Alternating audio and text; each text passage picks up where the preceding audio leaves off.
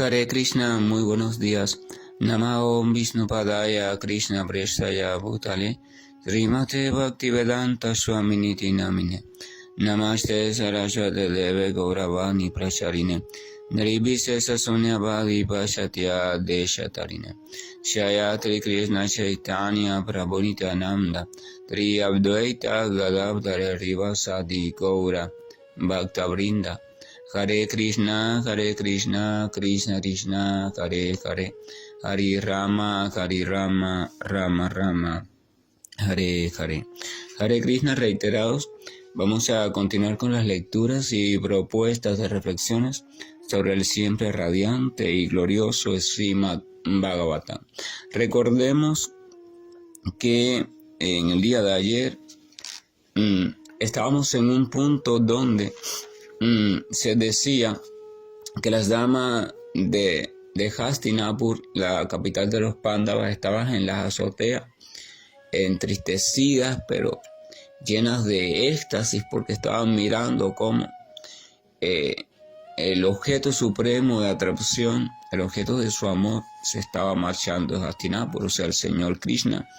Estaban allí lanzando flores, pero no solo lanzando flores, sino que se dice que estaban teniendo conversaciones sobre él. Entre ellas estaban conversando sobre diferentes asuntos relacionados a él, y que esas conversaciones eran más hermosas que los himnos contenidos en los Vedas, y hablamos de eso en el mensaje del día de ayer. Entonces vamos a ver algunas de las palabras y cuestiones que ellas trataron en esas conversaciones. Y vamos a recordar que todas las conversaciones de aquellas almas que puramente están amorosas en el Señor, sin ningún vestigio de atracción material, esas conversaciones son altamente purificadoras. Por tanto, es una gran oportunidad el poder escucharlas y también meditar en alguno de sus aspectos. Comienza el texto número 21 diciendo: ellas dijeron: he aquí a la personalidad de Dios original, tal como nosotras lo recordamos claramente. Solo Él existía antes de la creación manifestada de las modalidades de la naturaleza, y debido a que Él es el Señor Supremo, todos los seres vivientes se funden solo en Él, con la energía suspendida, como cuando duermen por la noche. Cuando la creación del universo ocurre, el señor Brahma está tratando de ver cómo lleva a cabo este proceso creativo, porque él es el encargado, él tiene en sí mismo la tendencia, el deseo de crear, pero a la misma vez es un fiel devoto del Supremo, del Señor Supremo original. Y entonces, cuando detrás de una meditación muy extensa, profunda y pura, él llega a sincronizar perfectamente con su propio ser, entonces puede comprender la presencia del Señor Supremo, o sea, alguien por encima de él. Donde parecía que no había nada, sí había alguien, pero muy por encima de ese que parecía ser el único que estaba, o sea, de Brahma. Y en su conversación, una de las cuestiones que le dice el Señor Supremo a Brahma es la siguiente: Brahma, soy solo yo aquel que te ha estado hablando o te ha estado orientando. Soy solo yo aquel que existía antes de que todo fuera creado. Soy solo yo el que existe en todo lo creado, y seré solo yo el que seguirá existiendo después que todo sea aniquilado. Entonces eso quiere decir que lo único que perpetuamente permanece tal y como es por siempre es la suprema personalidad de Dios, quien contiene en sí mismo la verdad absoluta, quien está lleno de eternidad, conocimiento y placer. En todo lo demás, diferente a él, relacionado a este mundo material, debe saberse que está en transformación constante, y que entonces esa transformación hace que emerja, o sea, poco a poco se manifieste permanezca un tiempo y después se vuelva de nuevo a destruir, o sea, vuelva a la no manifestación. Sin embargo, el Señor permanece constante. Entonces el verso dice, las mujeres de Hastinapur están diciendo, he ahí a la suprema personalidad de Dios original. Fíjense, vamos a situarnos en el contexto. Krishna está transitando por las calles de Hastinapur, la avenida principal. Se está marchando, el pueblo detrás de él, los pándavas con él, acompañándolo a Arjuna, algunos de sus hermanos también, las mujeres en las azoteas, y están indicando hacia él. ¿De quién más van a estar hablando si el único que se está marchando es Krishna? Entonces están hablando de Krishna.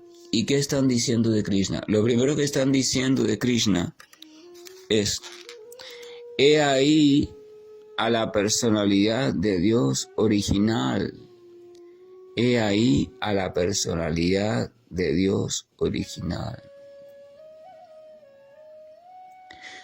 Están ratificando Krishna, ese Krishna que parece un ser humano común, ese Krishna que parece uno más entre nosotros, no es más que la suprema personalidad de Dios original, en su estado original.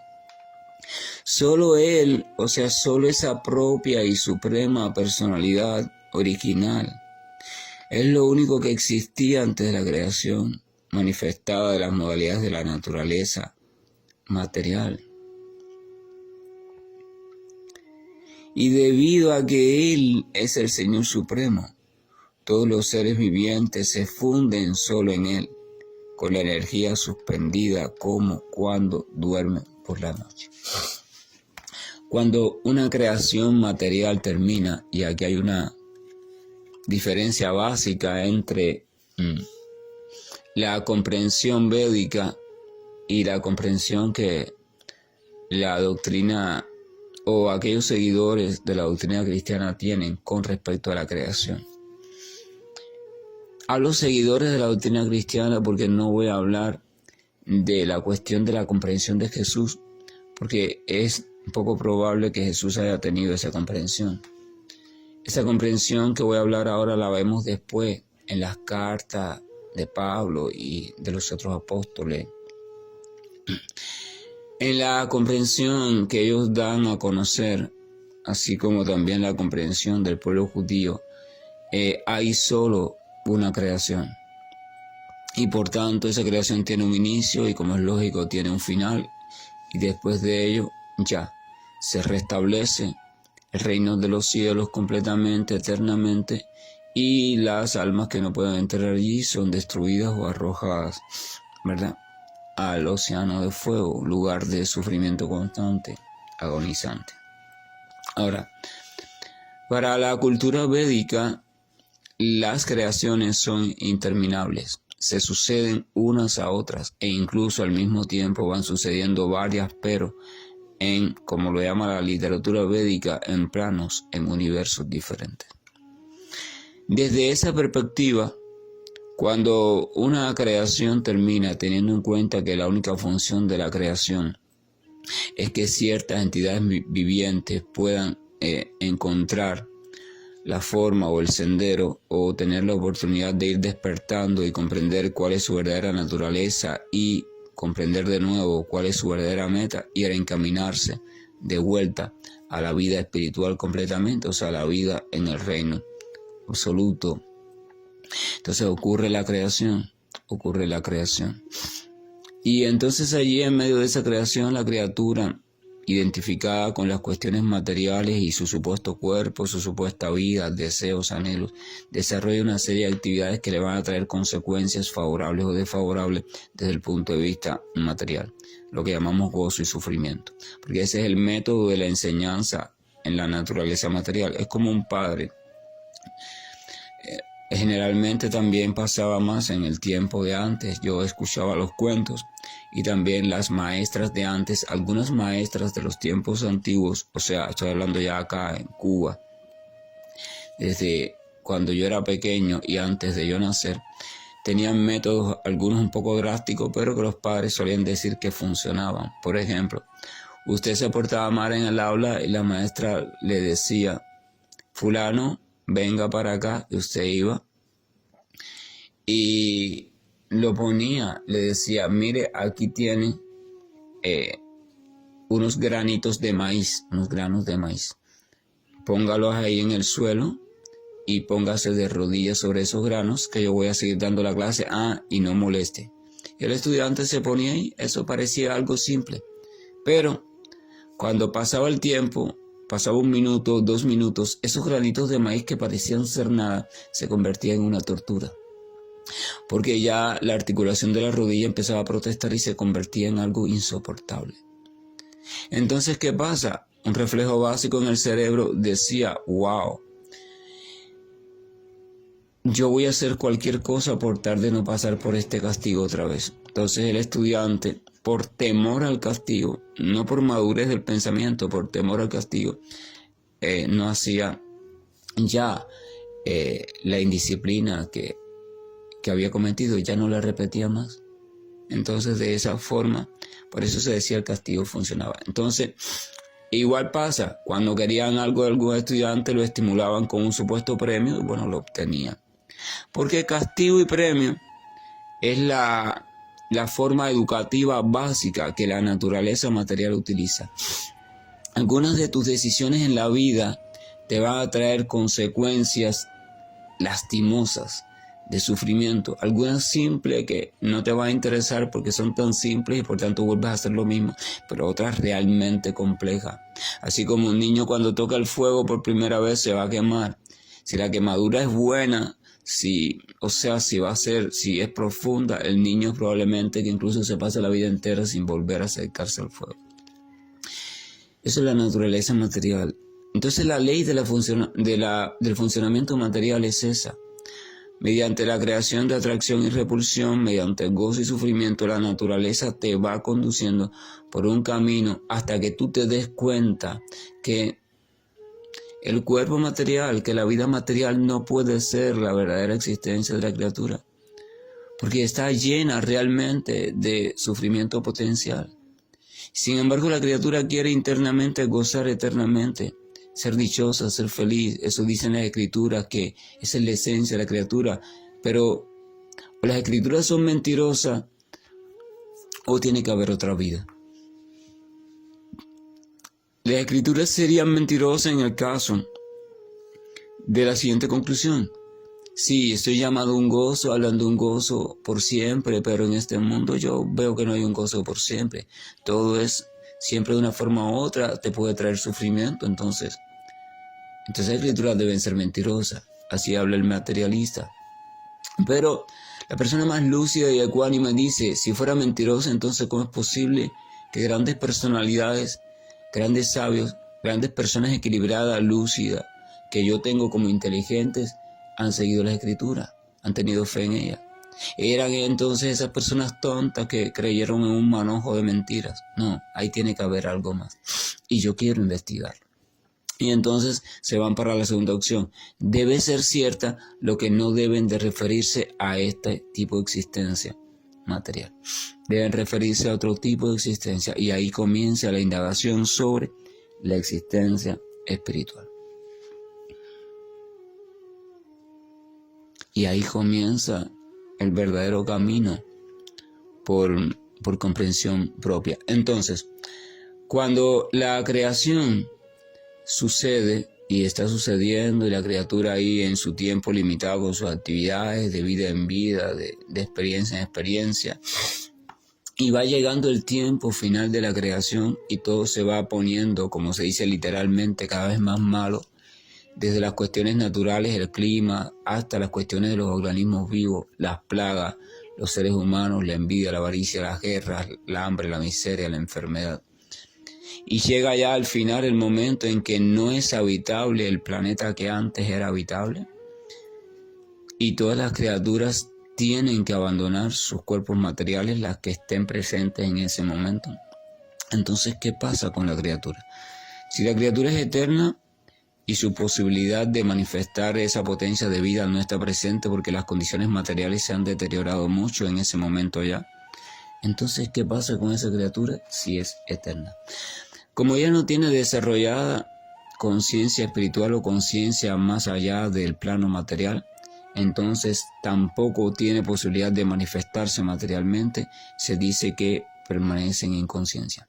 Porque al no poder hacer o manifestarse en aquel plano en el cual ellas sí pueden manifestarse ahora porque tienen un tipo de pensamiento material, al no poder hacerlo porque ya ese plano no está, porque ya está muy deteriorado, y al no poder tampoco tener conciencia de lo más sutil que hay, de lo espiritual, entonces quedan en completa oscuridad.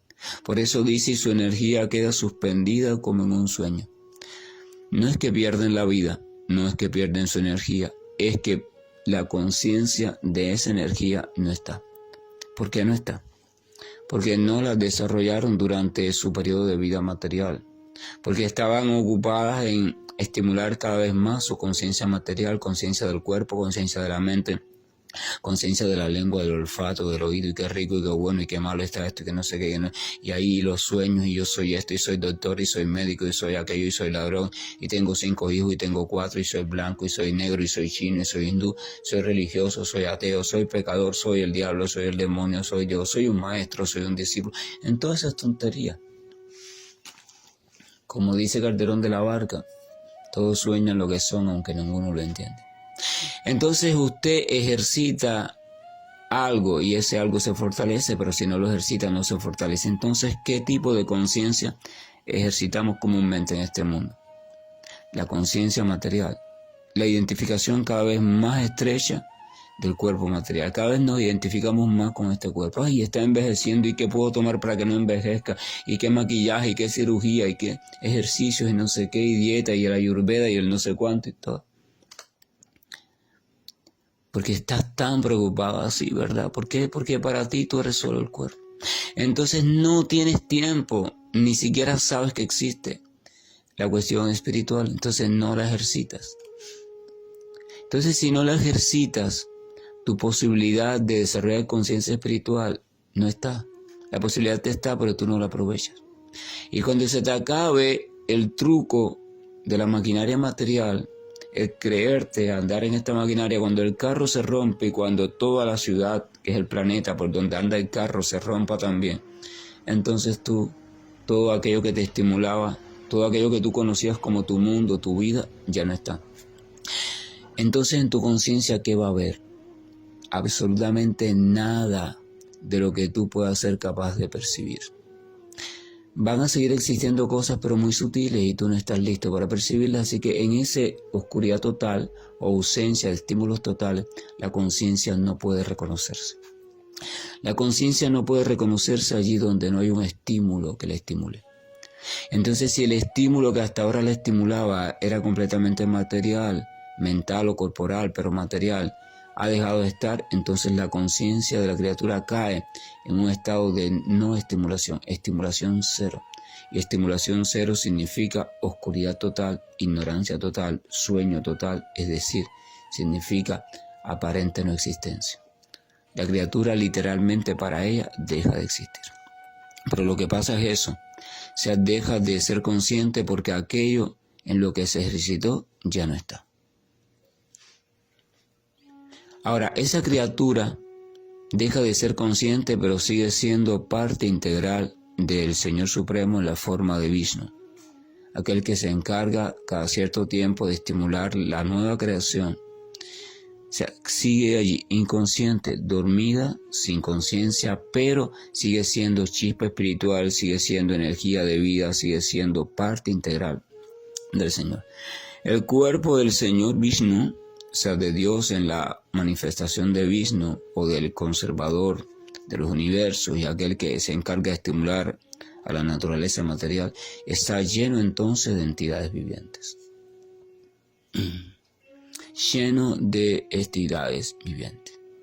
Vamos a traer una imagen que es un poco grotesca, pero es una imagen que todo el mundo puede comprender porque ha oído hablar de ella desde el punto de vista científico. Por ejemplo, En la creación material existe ya en la mayoría de los animales los géneros, hembra, macho, femenino, masculino.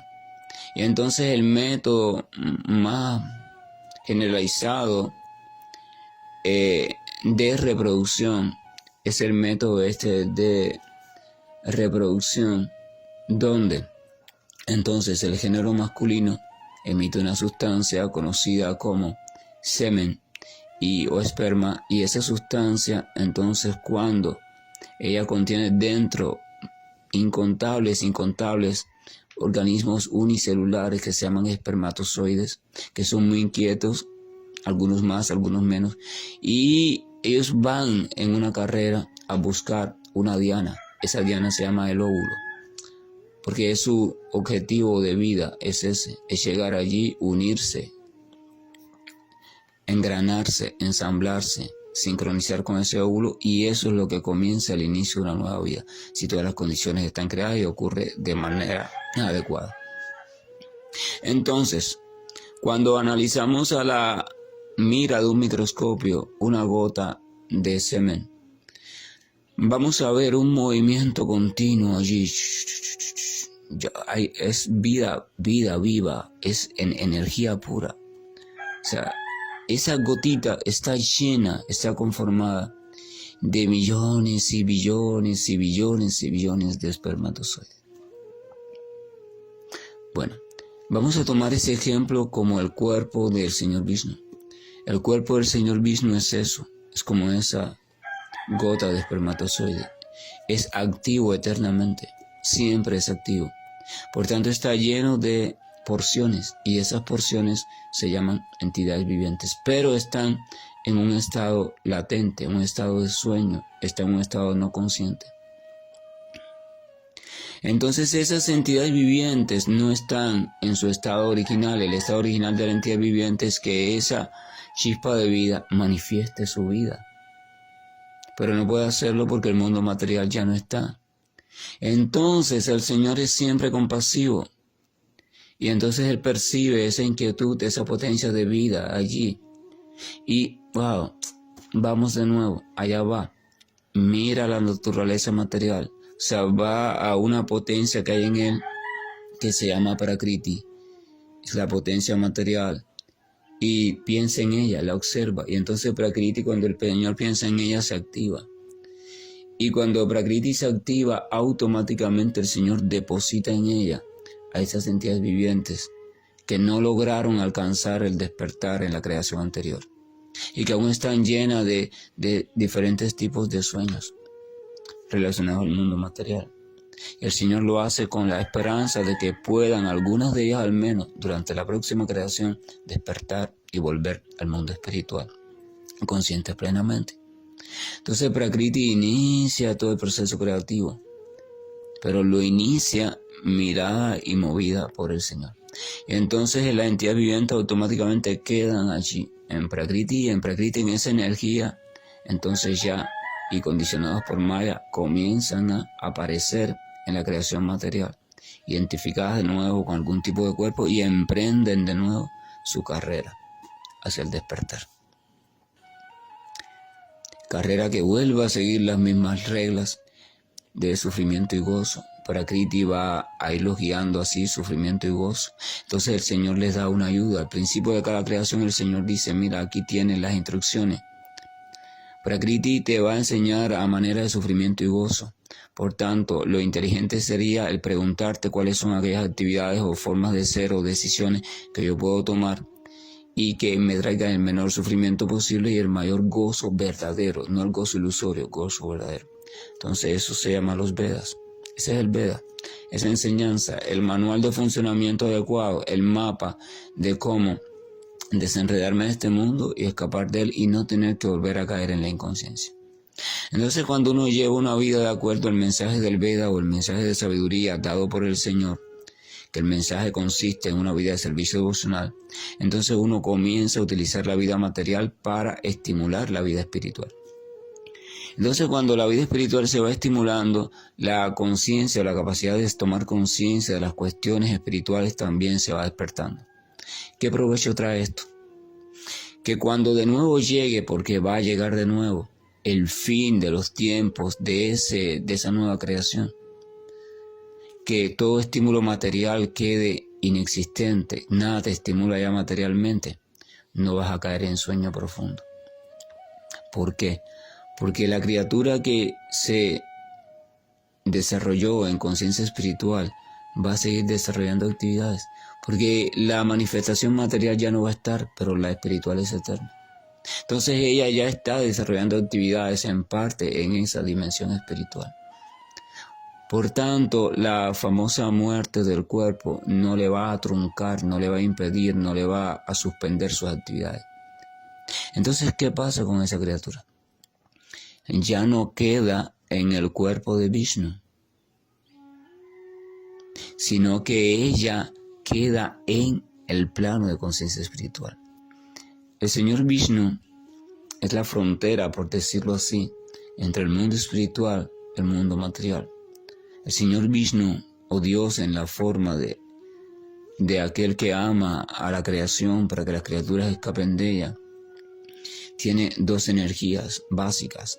El Señor Supremo tiene dos energías básicas, la externa y la interna, o sea, la superior y la inferior. A la inferior se le llama energía material, y a la superior espiritual. La inferior es la externa, o sea, se manifiesta fuera de él. Eso es para entenderlo, realmente no hay nada fuera de él. Y la interior o la espiritual se manifiesta dentro. Entonces ya la criatura no está como parte del cuerpo manifiesto de Vishnu, sino que está como parte de la conciencia plena de Vishnu. O sea, la mente de Vishnu, el Señor Supremo. Y allá entonces está. Entonces la criatura ya no vuelve con ninguna próxima creación, porque ella no está en el cuerpo de Vishnu. Ni está dormida, ni está suspendida, ni está en un sueño profundo, ni está en una ignorancia. Cuando cada sabio comprendió eso de verdad, logró comprenderlo, entonces tomaron la única decisión lúcida y cuerda que hay. La decisión es esta: aquí, por más que yo aparezca una y otra vez en una creación y en otra creación, nunca en ninguno de los casos voy a poder ser feliz. Por tanto y demás, debo encaminarme en el sentido de despertar mi conciencia espiritual. Y entonces, con determinación firme, comenzaron a zafarse de los diferentes lazos, de los diferentes apegos, de las diferentes ataduras, antes que la muerte llegara. Y comenzaron a férreamente entregarse con el propósito claro de lo que querían lograr en su vida. Y así es como ocurre la cuestión. Entonces está diciendo en este verso, las muchachas estas, llenas de amor por Dios, se están refiriendo a Krishna diciendo: he aquí a la personalidad de Dios original, tal como nosotros la recordamos claramente. Solo Él existía antes de la creación, o sea, antes de la creación en el personaje de Vishnu. Vishnu es también Krishna, lo único que es Krishna asumiendo un personaje determinado. Krishna siempre está en su morada, Él nunca se mueve de allí, pero al mismo tiempo hace manifestaciones o crea personajes allí donde quiera que haga falta para las diferentes funciones. Se llama la expansión plenaria. Entonces decía, Él existía antes de la creación manifestada de las modalidades de la naturaleza. Y debido a que Él es el Señor Supremo, todos los seres vivientes se funden solo en Él, con la energía suspendida como cuando duermen por la noche. Este suspenderse que está hablando no es nada de nirvana, no es nada de iluminación espiritual, es lo que les comenté anteriormente. La criatura no consciente espiritualmente queda en total oscuridad, en total sueño, cuando toda posibilidad de estímulo material deja de estar presente. Ese es ese suspenderse, ese absorberse en el cuerpo del Señor Vishnu. Ese es un tema tan necesario de entender. A no ser que se entienda este tema, la criatura nunca quiere proponerse en serio la espiritualidad. La otra cuestión es esta: cuando la criatura pasa, o sea, amanece otra vez, cuando hay una nueva creación y es insertada en esa nueva creación, Ella está, de tanto tiempo que pasó dormida, está sin recuerdos, sin memoria. Porque alguien podría decir, bueno, nada, yo no tengo apuro en salir de este mundo material, me quedo allí, me suspendo, ok, duermo, no hay conciencia, perfecto. Pero cuando vuelva a la otra creación, entonces sí, vengo con el propósito de salir. No, tú vas a ser insertado en el caos creativo, porque la creación ocurre como un caos muy convulso. En el caos creativo, y tanta perturbación no te va a permitir recordar nada. Vas a nacer allí y ser insertado desde la ignorancia más profunda. Así que ese tipo de pensamiento acomodador es muy bonito, pero es idílico, no es posible. Debes saber eso. De hecho, el simple paso de una forma de vida a otra, el simple nacimiento, borra tu memoria de la vida anterior.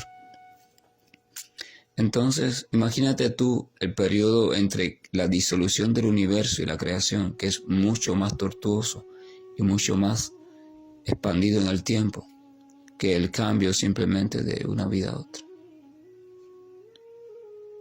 Solo los tontos pensarían así, de esa manera.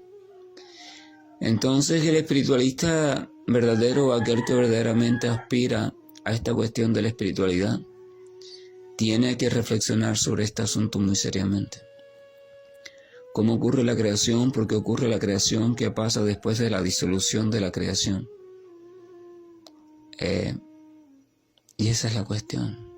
Al menos desde la perspectiva védica, no estoy hablando. El que se guíe por otra perspectiva, bueno, tiene derecho a hacerlo. Adelante, cada cual debe tener fe en su perspectiva, en las enseñanzas que le han dado. Si confía en ella, pues adelante. Y debe experimentar por sí mismo y comprobar por sí mismo hasta qué punto es y hasta qué punto no es. Pero aquel que esté queriendo aceptar la guía védica, la guía descrita en el Srimad Bhagavatam, entonces debe reflexionar en este asunto. Que la gracia y el amor nos dé el discernimiento suficiente para con claridad determinar cuál es el asunto en que debemos reflexionar y en cuál no, y que siempre sea, por supuesto, para nuestro provecho como criaturas espirituales. Que el Señor nos oriente desde el interior y que nos ilumine, porque Él dice en Bhagavad Gita, yo doy la inteligencia necesaria a aquel que está entregado a mí para que sepa con certeza cuál es la ruta que va siendo la adecuada. Entonces, confiemos en el Señor, en nuestra meditación, en nuestro canto de los nombres, nuestra entrega, nuestra escucha de sus pasatiempos. Confiemos y entreguemos a Él y oremos fervientemente, Señor, por favor, ilumínanos progresivamente para poder determinar entonces cuál es el modo correcto de ir comprendiendo esta cuestión en esta vida actual que tenemos. Y no permitas que se nos escape esta vida sin lograr aunque sea un poco de esa comprensión. Hare Krishna, y estoy finalizando la llamada.